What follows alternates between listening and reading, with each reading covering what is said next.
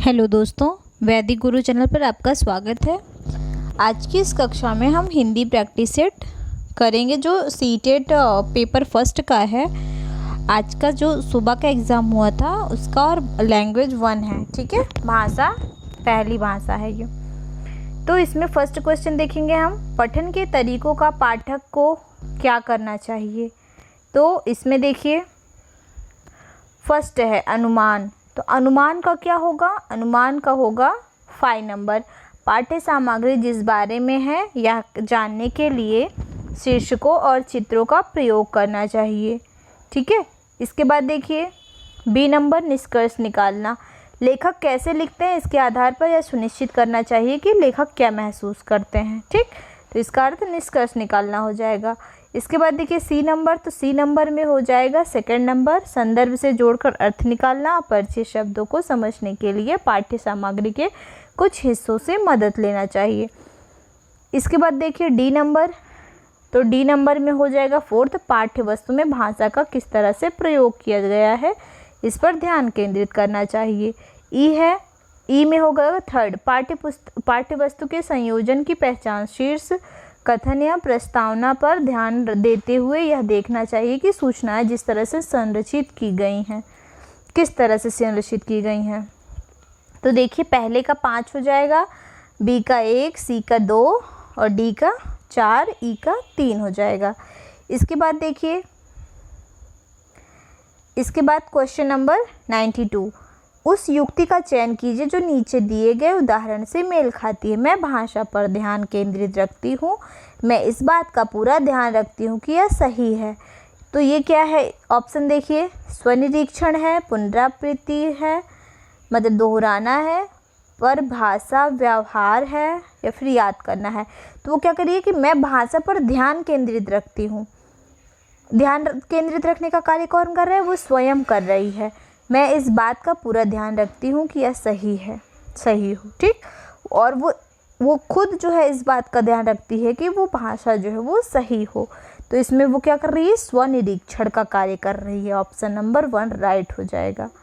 इसके बाद देखिए कक्षा 2 के विद्यार्थी एक कविता गा रहे हैं। यह मेरी नाक है, ये मेरे नाक, ये मेरे कान। या कविता गाते समय वे शरीर के जिस अंग का नाम लेते हैं उस अंग को स्पर्श भी करते हैं। अध्यापिका किस विधि का प्रयोग कर उन्हें सिखा रही है। तो विभिन्न दर्शन, समग्र भौतिक प्रक्रिया हो जाएगा, संप्रेषणात्मक भाषा शिक्षण हो जाएगा, विभिन्न दर्शनग्राही, श्रव्य भाषिक। तो देखिए इसमें जो राइट आंसर हो जाएगा वो क्या, इसमें क्या कर रही है, वह मेरी नाक, कान, मतलब भौतिक चीज़ों का समावेश है इसमें। तो वो समग्र भौतिक प्रतिक्रिया कर रही है। और फिर क्या कर रही है, अपने अंग को स्पर्श भी कर रही है। ठीक, प्रतिक्रिया कर रही है। ठीक, नाम तो ले रही है नाक, कान, उसके साथ साथ स्पर्श भी कर रही है। तो इसका राइट आंसर 1 हो जाएगा। इसके बाद देखिए 94, विद्यार्थी पिछली इकाई से शब्द लेकर 5 प्रश्नों के उत्तर समूह में देने का काम कर रहे हैं। वे अपने सवालों को दूसरे समूहों के साथ अदला बदली करते हैं और सवालों से उत्तर देने की कोशिश करते हैं। यह किसका उदाहरण है, पठन आकलन का है, पृष्ठपोषण फीडबैक दे रहे हैं, फिर सहपाठी आकलन कर रहे हैं, फिर स्व आकलन कर रहे हैं। तो क्या कर रहे हैं, पिछली इकाई से शब्दों को लेकर 5 प्रश्नों के उत्तर, और वो कैसे दे रहे हैं, समूह में देने का काम कर रहे हैं। और एक ही समूह नहीं, देखिए इसमें वे अपने सवालों को दूसरे समूह के साथ अदला बदली भी करते हैं। तो ये क्या कर रहे हैं, ये अपने साथ में पढ़ने वाले सहपाठी आकलन कर रहे हैं। इसके बाद देखिए 95, मुझे यह काम बहुत ही पसंद है। जब अध्यापिका मुझे एक कार्ड देती है जिस पर कोई शब्द या वाक्य लिखा होता है, मैं उससे संबंधित अभिनय करती हूँ और समूची कक्षा उस शब्द वाक्य के बारे में अनुमान लगाती है। विद्यार्थी की प्राथमिकताओं के साथ शिक्षार्थी की टिप्पणी की पहचान कीजिए। तो देखिए क्या कर रही है, तो इसमें ऑप्शन देख लीजिए एक बार। जब मैं कार्ड के वाक्य को याद करती हूँ तो मुझे भाषा अच्छी तरह से याद रहती है। ठीक, भाषा अच्छी तरह से याद रहती है। जब मैं सुनती हूँ तो मुझे भाषा अच्छी तरह से याद रहती है। और जब मैं गतिबोधक तरीके से संलग्न रहती हूँ तो मुझे भाषा अच्छी तरह से याद रहती है। जब मैं देखती हूँ तो मुझे भाषा अच्छी तरह से याद रहती है। एक कार्ड देती है जिस पर कोई शब्द या वाक्य लिखा होता है, मैं उससे संबंधित अभिनय क्या कर रही है, वो करके सीख रही है ना, संबंधित अभिनय करती है और समूची कक्षा उस शब्द वाक्य के बारे में अनुमान लगाती है। तो इसमें क्या कर रही है, केवल कार्ड से वाक्य को याद कर रही है, तो ये निगेटिव है। और इसमें क्या कर रही है, सुनती हूँ और मुझे भाषा अच्छी तरह से याद हो जाती है। 4th नंबर में देख कर, और सारी चीज़ें संलग्न किस में है, 3rd नंबर में है, क्योंकि इसमें क्या कर रही है, वो गति बोधक तरीके से संलग्न रहती है। ठीक, क्रियाकलाप के द्वारा वो संलग्न रहती है, तो ये राइट आंसर 3rd नंबर हो जाएगा। इसके बाद देखिए 96, कथनों को पढ़िए और सही विकल्प का चयन कीजिए। अभिकथन है कि विद्यालय में प्रवेश करने वाले सभी बच्चे अपनी आयु अनुसार भाषा के सक्षम प्रयोगकर्ता होते हैं। ठीक, बात सही है। सभी विद्यालय में प्रवेश, क्योंकि बच्चा जो है वो अर्जन करता है अपने घर परिवार से, पास पड़ोस से, तो वो जब स्कूल आता है तो भाषा की एक जटिल अवधारणा लेकर आता है। तो इसमें क्या कर रहा है कि अपनी आयु के अनुसार भाषा में सक्षम प्रयोगकर्ता होती है, ये बात सत्य है। भाषिक और सांस्कृतिक विविधता के कारण वे अपनी योग्यताओं का प्रदर्शन क्यों नहीं कर पाते हैं, योग्यताओं का प्रदर्शन, जब उनमें भाषिक और सांस्कृतिक विविधता है, वो संस्कृतियों को जानते हैं, भाषा को भी जानते हैं, तो ये तो पूरी तरह से रॉन्ग हो गया। तो इसमें देखिए ए सही है और बी आर गलत है, इसका राइट आंसर फर्स्ट हो जाएगा। कक्षा 5 का मंजीत अपने अध्यापक से अलग शैली में बात करता है, अपने मित्रों से कुछ अलग तरह से और एक 2 वर्षीय बच्चे से कुछ अलग तरह से बात करता है। इसका तात्पर्य यह हुआ कि मंजीत जानता है कि सामाजिक स्थितियों में भाषा का प्रयोग किस तरह से करना है। भाषा के इस गुण को किस रूप में जाना जाता है, तो वो क्या कर रहा है, अर्थगत, वाकगत, प्रकृतिवादी, उपयोगितावादी। तो देखिए इसमें है, पहला क्या है, उपयोगितावादी, तो अर्थगत नहीं होगा, वाकगत नहीं होगा, प्रकृतिवादी नहीं होगा। इसमें क्या है कि वो जो है अध्यापक से अलग बात कर रहा है, अलग तरीके से, और मित्रों से कुछ अलग, और 2 वर्षीय बच्चे जो है उनसे अलग तरीके से बात कर रहा है। तो इसमें क्या कर रहा है, वो भाषा का कई तरह से उपयोग कर रहा है। तो इसमें राइट आंसर फर्स्ट हो जाएगा, उपयोगितावादी। 98 क्वेश्चन देखिए, एक माँ ने इस बात की ओर ध्यान दिया कि उसकी बच्ची कभी कभी ऐसे शब्द बोल जाती है जो ना तो उससे कभी किसी वयस्क ने से सुने हैं और ना ही अपने भाई बहनों से सुने हैं। ठीक, इस बात को लेकर वह भ्रमित है क्योंकि उसका मानना है कि बच्चे अपने परिवार और आसपास परिवेश से लोगों का अनुकरण करके भाषा सीखते हैं। उसका यह मत किससे प्रतिध्वनित होता है, मतलब किससे मेल खाता है, तो रचनावाद से मेल खाता है, व्यवहारवाद, बहुभाषावाद, सहजवाद। तो मेरे हिसाब से इसका राइट आंसर हो जाएगा 2nd नंबर, व्यवहारवाद। बच्चा व्यवहार से सीखता है। ठीक, आस पड़ोस के लोगों से व्यवहार में आकर बच्चा चीज़ों को सीख लेता है, और वो कब सीख लेता है पता भी नहीं चलता है। राइट आंसर 2nd हो जाएगा। इसके बाद देखिए 99 क्वेश्चन, कौशलों के उस समूह को क्या कहेंगे जो बच्चे औपचारिक पठन निर्देश शुरू करने से पहले, ध्यान दीजिएगा, औपचारिक पठन निर्देश शुरू करने से पहले विकसित कर लेते हैं और जो बाद के अकादमिक कौशलों के लिए बुनियादी प्रदान करते हैं। ठीक, तो इसमें क्या होगा, उद्गामी साक्षरता होगा, उद्गामी गुणधर्म नहीं होगा, उद्गामी पाठ्यचर्या नहीं होगा, उद्गामी समाधान भी नहीं होगा। इसमें क्या करें, कौशलों के उस समूह को क्या कहेंगे जो बच्चे औपचारिक, मतलब बच्चे जो है वो साक्षर पहले से ही होते हैं, औपचारिकता तो वो बाद में सीखते हैं, मतलब उन्हें अक्षरों का ज्ञान होता है, फिर वो धीरे धीरे स्कूल में आकर जो है औपचारिक चीज़ों को सीखते हैं और यही बाद में जाकर अकादमिक कौशलों के लिए बुनियादी प्रदान करता है। ठीक, तो इसका राइट आंसर 3rd नंबर हो जाएगा।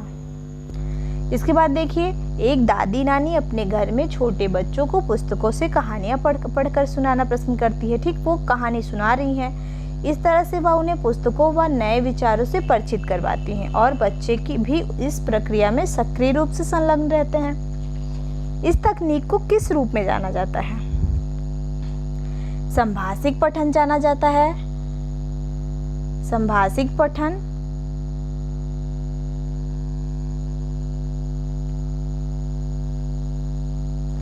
संभाषिक पठन जाना जाता है। ये साझा पठन, सस्वर पठन, मॉडल पठन। तो देखिए, एक मॉडल के रूप में किसी के सामने प्रदर्शित करना मॉडल पठन हो गया। साझा विचारों को आदान प्रदान करना। सस्वर पठन, ऊंची आवाज में पढ़ना। तो इसमें जो राइट आंसर हो जाएगा वो संभाषिक पठन हो जाएगा, क्योंकि देखिए इसमें दोनों इंक्लूड हैं। दादी भी इंक्लूड है, नानी भी इंक्लूड है, दादी नानी, और बच्चा भी इंक्लूड है। और बच्चा किस तरह से इंक्लूड है? इसमें सक्रिय रूप से इंक्लूड है, वो अपनी भूमिका निभा रहा है। ठीक, बच्चे भी इस प्रक्रिया में सक्रिय रूप से संलग्न रहते हैं, पूछते रहते हैं क्या हो रहा है, कैसे हो रहा है, कहानी सुनाते हैं, बीच बीच में उसको क्वेश्चन करते रहते हैं, तो वो सक्रिय रहते हैं। तो इसमें राइट आंसर फर्स्ट हो जाएगा।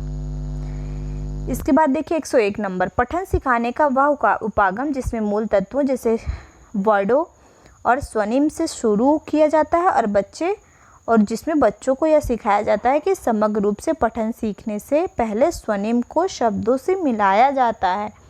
इस उपागम को क्या कहेंगे? समग्र भाषा उपागम कहेंगे, अधोमुख उपागम कहेंगे,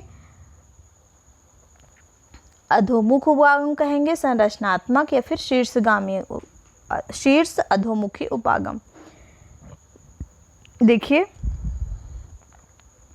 इसमें सेकंड, मेरे हिसाब से तो सेकंड नंबर जो है वो राइट होगा, अधोमुखी होते हैं, लेकिन इसका थर्ड नंबर भी राइट हो सकता है। इसलिए जो है आंसर की का वेट करिएगा। कुछ आंसर जो हैं, मतलब कुछ क्वेश्चंस आप आंसर की में देखिएगा कि सीबीएसई इसका क्या आंसर देता है।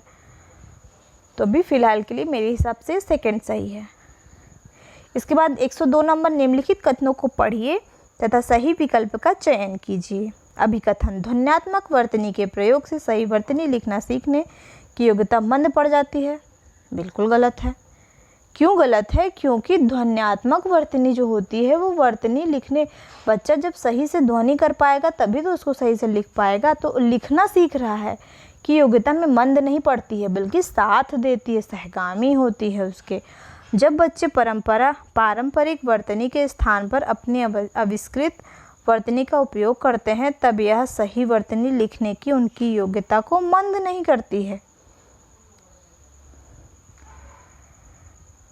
पहली बात जो है वो कह रहा है कि ध्वन्यात्मक वर्तनी के प्रयोग से सही वर्तनी लिखना सीखने की योग्यता मंद पड़ जाती है। ये रॉन्ग हो जाएगा, क्योंकि देखिए मंद नहीं पड़ती है, इसमें सहयोग देती है। और दूसरे में क्या कर रहा है कि जब बच्चे पारंपरिक वर्तनी के स्थान पर अपनी आविष्कृत वर्तनी का उपयोग करते हैं तब यह सही वर्तनी लिखने की उनकी योग्यता को मंद नहीं करती है। बात सही है, सही वर्तनी लिखने की उपयोगिता को जो है वो मंद नहीं करती है। तो ये राइट हो जाएगा। तो इसमें क्या हो जाएगा? पहला गलत, ए गलत और आर सही हो जाएगा। Third number right. इसके बाद देखिए, नई भाषा सीखते समय बहुत से विद्यार्थी भाषा के अद्वितीय उच्चारण संबंधी नियमों के कारण भाषा बोलते समय प्रायः आत्मविश्वास की कमी का सामना करते हैं। इस समस्या को दूर करने का तरीका क्या है? काउंसलर के साथ विशेष वाक थेरेपी सत्र आयोजित करना और ड्रिल के माध्यम से अभ्यास करवाना। कक्षा में ऐसे खेलों जैसे गतिविधियों का प्रयोग किया जाए जिसमें मौखिक अंतःक्रियाएं अधिक हों। जब जब उन्हें समस्या है उनकी गद्दी को सुधार दिया जाए। बच्चे कक्षा में सस्वर वाचन करते हैं, सस्वर वाचन करना राइट नहीं होगा। जब जब उन्हें समस्या है, गलती सुधारते हैं तो फिर वो क्रिया कैसे करेंगे? वो मतलब सृजनात्मकता कैसे करेंगे? उनके अंदर वो नई नई चीज़ें कैसे आएंगी? काउंसलर के साथ विशेष, ये भी नहीं होगा। तो इसमें क्या कर रहा है?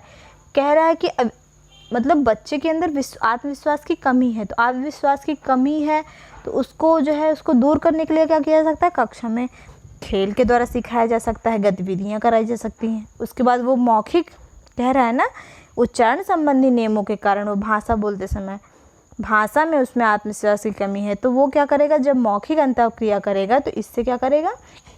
बच्चे में सकारात्मकता आएगी और उसकी आत्मविश्वास बढ़ेगा। खेल खेल में जब बच्चा सीखेगा तो राइट आंसर सेकंड हो जाएगा। 104 नंबर देखिए, कक्षा 3 की अध्यापिका अपने शिक्षार्थियों को नई शब्दावली से परिचित करवा रही है। निम्नलिखित में से कौन सा नई शब्दावली सिखाने का प्रभावशाली तरीका है? अध्यापिका स्थिति विशेष के अनुसार उस शब्द का अर्थ समझाने की कोशिश करे। अध्यापिका बच्चों को शब्दों की ठोस परिभाषा बताए। अध्यापिका श्यामपट्ट पर शब्द का अर्थ लिखे और शिक्षार्थियों को उसे याद करने के लिए कहे। अध्यापिका शब्दों के विलोम शब्द बताए और उन शब्दों का अर्थ बताए। तो केवल विलोम शब्द बताना ये नहीं होगा और श्यामपट्ट पर लिखकर याद करने तो बिल्कुल नहीं होगा। बच्चों को ठोस परिभाषा भी नहीं होगा, ठोस परिभाषा बताना ये सही नहीं है।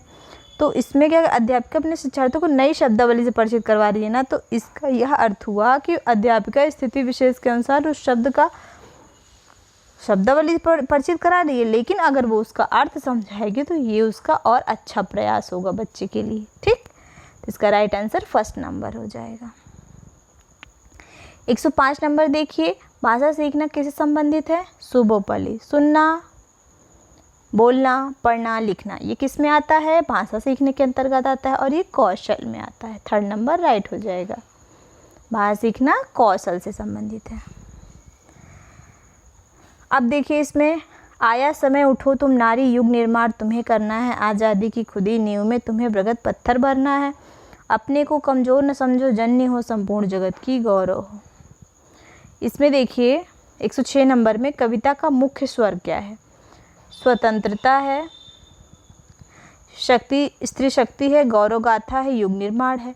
तो इसमें किसकी बात कही गई है? स्त्री शक्ति की बात कही गई। सेकंड राइट हो जाएगा। कविता के अनुसार स्वतंत्रता प्राप्ति में स्त्री की भूमिका देखिए, अप्रासंगिक, नगण्य, औसत। इसमें वीरता पूर्ण की बात की गई है ना, स्त्री की बात की गई है, तो उसके अप्रासंगिकता, नगण्य, ये सब निगेटिव वर्ड हैं। औसत की बात नहीं, इसमें संज्ञान योग्य की बात कही गई है। स्त्री के लिए किस विशेषण का प्रयोग नहीं किया गया है? तो देखिए यहाँ पर नीचे क्या था, ऑप्शन देख लीजिए, गौरव, अबला, सबला, नीव। तो गौरव ये रहा, नीव ये रहा, और कमज़ोर न समझो, तो कमज़ोर नहीं समझने का मतलब है कि सबला है वो, ठीक, वीर है वो। तो इसमें किसकी जो है कौन यूज़ नहीं किया गया? सेकंड नंबर अबला। स्त्री की निर्माणकारी शक्ति का भाव कविता की किस पंक्ति में निहित है? कमज़ोर न समझो, जननी हो संपूर्ण जगत की, युग निर्माण तुम्हें करना है, आज़ादी की खुदी नींव। क्या है? युग निर्माण तुम्हें करना है, सेकंड लाइन राइट, थर्ड हो जाएगा। कविता के अनुसार स्त्री को जननी के रूप में ही रहना होगा, स्वयं की शक्ति को पहचानना होगा, गौरव गान करते रहना होगा, पत्थर भरने का कार्य ही करना होगा। तो इसका राइट आंसर सेकंड नंबर, स्वयं की शक्ति को पहचानना होगा। इसके बाद देखिए, जननी की संपूर्ण जगत की, मतलब जननी हो संपूर्ण रूपी जगत की, तो इसमें रूपक अलंकार है।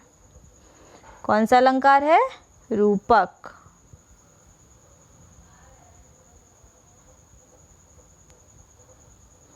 Second number right. गद्यांश को पढ़कर पूछे गए प्रश्नों का से सही सबसे उपयुक्त उत्तर वाले विकल्प को चुनिए। तो देखिए इसमें क्वेश्चन देखेंगे पहले। गद्यांश के अनुसार सबसे धन्यवाद कहने का कारण नहीं, मैंने आपको लास्ट में बताया था, एक वीडियो दिया था उसमें कि आपको शब्द ढूंढना है। ये बहुत अच्छा ट्रिक था एग्ज़ाम में। देखिए मैं आपको दिखाती हूँ अभी।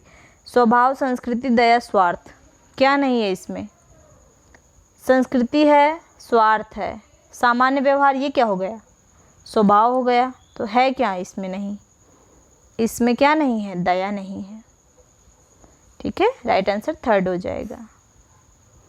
हर बुराई अज्ञान के अंधकार में फैलती है से तात्पर्य क्या है? अज्ञानता के कारण बुराइयां फैलती हैं।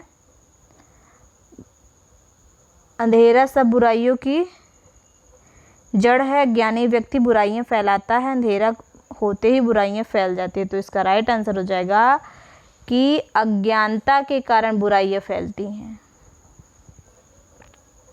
सुख दुख का कारण क्या है? सुख दुख का कारण क्या है? यहाँ पर देखिए सुख दुख दोनों ही हमारे कर्मों का फल हैं। क्या कारण है? कर्म। राइट आंसर फर्स्ट हो जाएगा कर्म। इसके बाद देखिए 115 नंबर, गद्यांश के अनुसार प्रायश्चित के साथ साथ मानव को क्या करना चाहिए? दुख भोगना चाहिए, पुरुषार्थ, सुख भोगना चाहिए, सफाई करना चाहिए। तो गद्यांश प्रायश्चित के अनुसार तो देखिए इसमें प्रायश्चित कहाँ है? मानवीय पुरुषार्थ करते रहें, मन की कोठरी को स्वच्छ रखें, जहाँ ज़रूरत हो प्रायश्चित भी अवश्य करें। तो यहाँ पर क्या है? पुरुषार्थ। प्रायश्चित के साथ किसकी बात की गई है? पुरुषार्थ की। ठीक, राइट आंसर सेकंड हो जाएगा। मन की कोठरी को स्वच्छ रखें से तात्पर्य क्या है? मन के अनुसार कार्य करना, मन के बुरे भावों का निष्कासन, मन सब विकारों का कारण है, मन को नियंत्रण में रखना। तो मन की कोठरी को स्वच्छ रखें, इसमें था ना मन की कोठरी को स्वच्छ रखें, इसका अर्थ हुआ कि मन के अनुसार कार्य करना, मन के बुरे भावों का निष्कासन करना, स्वच्छ रखें, बुरी चीज़ें हटा दो। जीवन का मुख्य लक्ष्य क्या है? ईर्ष्या से ऊपर उठना, ईश्वर के प्रति आभार प्रकट करना, ईश्वर के प्रति अनासक्ति, ईश्वर की भक्ति करना। तो जीवन का मुख्य लक्ष्य क्या है? यहाँ पर देखिए ईश्वर के प्रति आभार प्रकट करना। मन का जीवन का मुख्य लक्ष्य क्या है? ईश्वर के प्रति आभार प्रकट करना। राइट आंसर सेकंड हो जाएगा। 118, स्वार्थ का विलोम क्या है? निस्वार्थ है। विलोम शब्द बताया था, याद करके जाना। मानवीय प्रत्यय भी बताया था, याद करके जाना। ई प्रत्यय। इसके बाद देखिए कौन सा शब्द युग्म समूह से भिन्न है? ज्ञान अज्ञान विलोम है ना, शुद्ध अशुद्ध विलोम में सुख दुख, अंधकार और अंधेरा, ये क्या है? पर्यायवाची आ गया इसमें। तो राइट आंसर हो जाएगा फर्स्ट। तो देखिए फर्स्ट लैंग्वेज मैंने करा दिया है, बाकी आपको संस्कृत का भी मिल जाएगा PDF। चैनल को लाइक करिए, सब्सक्राइब करिए और आपकी नेक्स्ट सुपर टेट और TT का भी जो है क्लासेस चलने वाली है, इसलिए चैनल पर बने रहिए और लाइव के लिए 1K सब्सक्राइबर करवाना है आपको, तभी लाइव क्लास चलेगी। तो फिलहाल के लिए आज के लिए धन्यवाद। अभी आपको संस्कृत की भी PDF मिल जाएगी। हमारा टेलीग्राम वैदिक गुरु चैनल है, जो लिंक में दिया हुआ है हमारी प्रोफाइल पे है, तो प्लीज़ आप उसको सब्सक्राइब कर लीजिए, उसको ज्वाइन कर लीजिए, उसमें सारी इन्फॉर्मेशंस आपको मिल जाएंगी। आज के लिए धन्यवाद।